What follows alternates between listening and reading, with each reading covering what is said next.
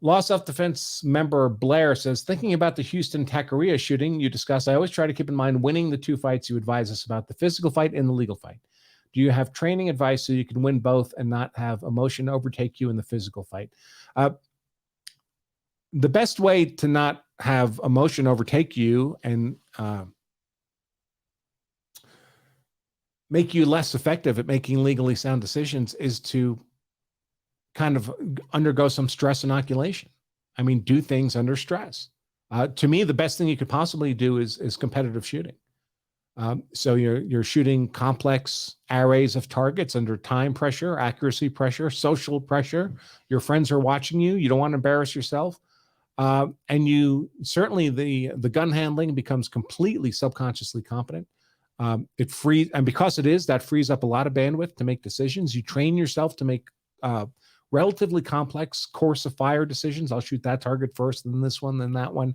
That develops over time with experience. And you just get better at it. Is it like a real gunfight? Of course not. But is it better than just, reading a gun magazine about these things? Yeah, it's a lot better. It's a lot better. So that's what I would encourage you to do. If you can't do actual practical shooting like IDPA or USPCA, then you might consider that simulator option. Also very useful, but tricky to get right is force-on-force training, where you're actually training against other human beings who are non-compliant with your instructions. But the trouble with that is there are people out there doing this who are not good at it.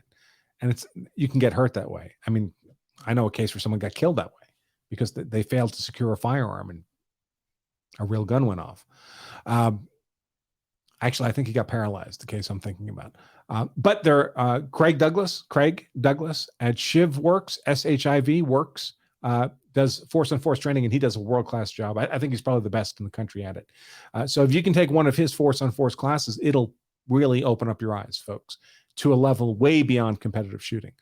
You can get pretty good at competitive shooting. I know I got pretty good. I used to compete at the master level, presenting that gun at the buzzer and hitting the targets and scoring well. But man, it's a different world when you're trying to do all that and someone's knocking you on your ass. That's a different game entirely. So it's a great experience if you can get it. Craig Douglas, Shiv Works.